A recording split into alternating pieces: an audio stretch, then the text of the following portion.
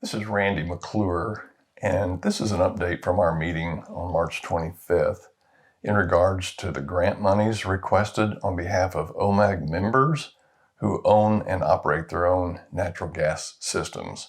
I hope it's informative. If you have any other questions, please don't hesitate to get in touch with me. And I want to thank especially Pamela Honeycutt and Bill Tackett for all of their help in this grant request. These are some slides I showed recently to a group of operators in Oklahoma in regards to the Notice of Funding Opportunity for the EPA mandated lowered emissions program, and hopefully you'll find this informative. These slides originally came from a webinar put on by PHMSA for operators and their state agents. In our case, it'd be the Oklahoma Corporation Commission, Department of Pipeline Safety. I found it interesting that in the opening remarks, they made sure that this was known to be a congressional mandate and that it is indeed fully funded through 2032. Under the main points, they show that the requirements of this congressional mandate do apply to all operators of regulated pipeline facilities, which would include Oklahoma municipal operators, and that the requirements are going to be to eliminate hazardous leaks, minimize releases of natural gas in any format, and replace or remediate pipelines that are known to leak. Under other statutory requirements and reports, I noticed that first bullet there, within 1 year after the Secretary's review of operator plans, the GAO will audit PHMSA on inspection processes. The second bullet mentions that the GAO will be looking at PHMSA data so they can include recommendations to further minimize natural gas emissions without compromising safety. Without being too cynical, it's maybe never been before where the GAO has made recommendations to a department as to how to do their work rather than their budget. But next bullet there shows that the DOT secretary will then consider and issue a report on best available technologies, practices, and facility design to minimize venting emissions.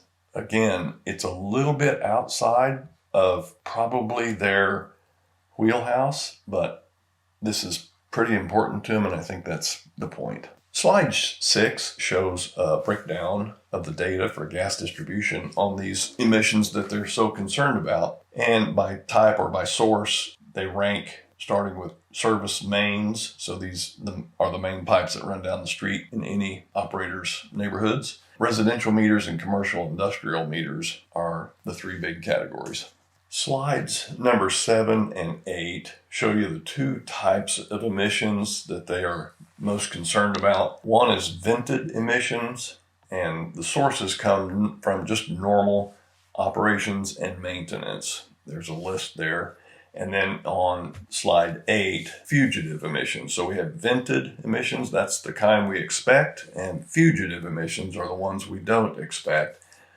And where vented emissions are from normal operations and maintenance, fugitive emissions come from operations and maintenance that's deferred. So people just aren't quite taking care of their pipelines and equipment as needed or as recommended by industry standards. Slide 9 shows the new inspection program protocol, if you will, where Corporation Commission will now be adding a whole new set of topics and areas to look at. As you can see, I marked with the yellow arrow the leaks and releases, and by far there are more questions under that than any of the other categories. So slide number 10 talks about inspection questions about leak mitigation and repairs. First, they talk about procedures, providing alternative methods, if you will, and procedures that define certain processes about mitigating and repairing leaks. And lastly, the last bullet is about lost and unaccounted for gas. And I bring that up and circle it because that is indeed what our first year budget or first year request under the grant is going to be for, is to determine a true baseline lost and unaccounted for measure for each of the operators, so that at the end of our 4 or 5 or 6 year term, we will be able to show and prove and measure by how much we have reduced the lost and unaccounted for gas by doing all the things that our grant request will entail.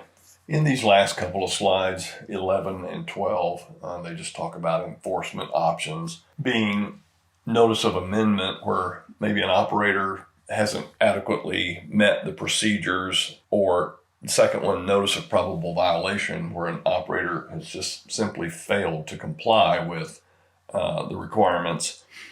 And then other enforcement options can be found in other parts of the federal code. On 12, they talk about an enforcement process. They're going to cite the act. And mostly I just wanted to give you this slide to give you the more information link as well.